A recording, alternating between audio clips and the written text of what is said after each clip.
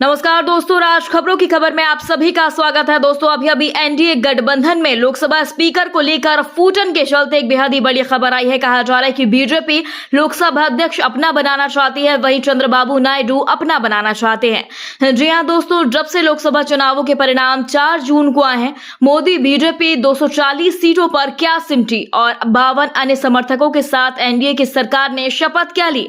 इस गठबंधन के बाद दबाव में आए मोदी के पैरों तले जमीन खिसक रही है। चंद्रबाबू नायडू ने स्पीकर पद के साथ 5 मंत्रियों की मांग कर दी। इसी के साथ ही नीतीश कुमार ने भी 4 मंत्री मांगे हैं और इन सब के बीच 9 को मंत्रिमंडल विभाग वितरण हो गया है।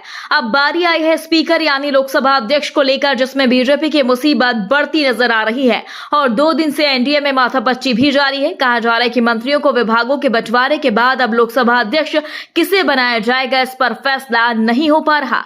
राज खबरों की खबर से जुड़े सूत्रों के हवाले से यह खबर आई है कि आज पुजेश्वर महाराज ने राजनीतिक पंडितों के साथ भविष्यवाणी कर दी है कि 2024 में 18वीं लोकसभा का अध्यक्ष स्पीकर मोदी बीजेपी से नहीं होगा।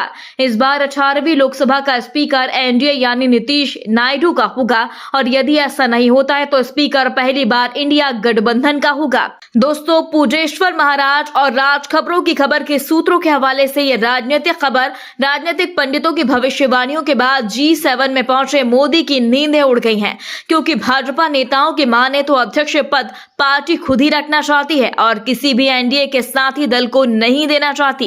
वहीं अब टीडीपी की एक शर्त पार्टी की टेंशन और बढ़ा रही है, क्योंकि अब मोदी एनडीए गठबंधन के चुने हुए नेताओं उसके पहले स्पीकर पद 4 मंत्री पद नायडू को देने की बात तय होने की खबर आई थी। दोस्तों, सरकार बनने के बाद अब संसद का पहला सत्र 24 जून को शुरू हो जाएगा। 8 दिनों तक चलने वाले सत्र के तीसरे दिन यानी 26 जून को लोकसभा अध्यक्ष का चुनाव होगा। इस पूरे ही मामले में नीतीश कुमार की पार्टी जेडीयू ने तो अपना मत साफ ही कर दिया कि लोकसभा में भाजपा का ही अध्यक्ष होना चाहिए, लेकिन टीडीपी के तेवर अलग नजर आ रहे हैं। इसी को लेकर 243 सीटों पर आए विपक्ष ने लोकसभा चुनाव से पहले ही मोदी बीजेपी की बैंड बजानी शुरू कर दी और केंद्र सरकार को घेरने लगा है और एनडीए के सहयोगी दल को स्पीकर का पद देने की बात कही जाने लगी है।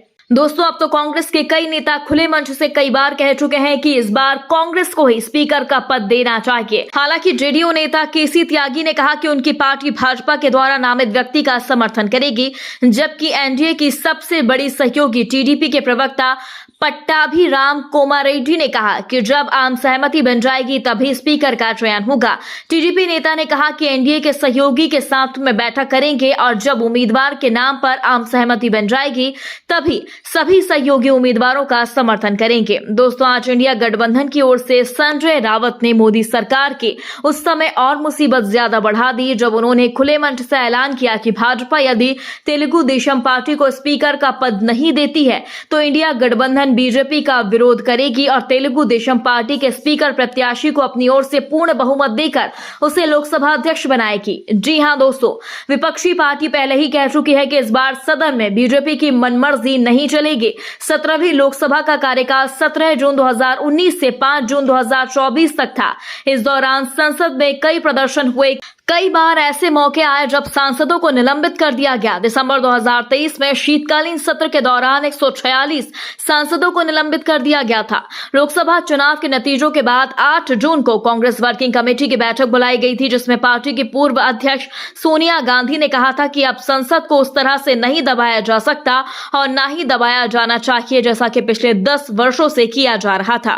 पर दोस्तों, एनडीए की नई सरकार बनने के बाद से ही अटकलें लगाई जा रही थी कि जनता दल यूनाइटेड यानी जेडीयू लोकसभा में स्पीकर का पद मांग सकती है। इस पर शुक्रवार यानी 14 जून को जेडीयू ने साफ कह दिया था कि तेलुगु देशम पार्टी और जेडीयू एनडीए के साथ मजबूती से खड़ा है। स्पीकर पद के लिए बीजेपी जिसे भी नामित करेगी, दोनों पार्टी उसका समर्थन करेंगे। और 7 दिन के बाद पल पल रंग बदलते एनडीए के घटक दलों के बाद अब विपक्ष कहीं सरकार के लिए मुसीबत ना बन जाए। दोस्तों, इस पूरी खबर पर आप अपनी राय जरूर दें। यदि आपने अभी तक हमारे चैनल को सब्सक्राइब नहीं किया तो प्लीज बेल आइकन दबाकर अभी हमारे चैनल को सब्सक्राइब करें। अगली ताजा खबर के साथ हम जल्द ही आपके बीच हाजिर होंगे। तब तक के लिए नमस्कार, जय हिंद।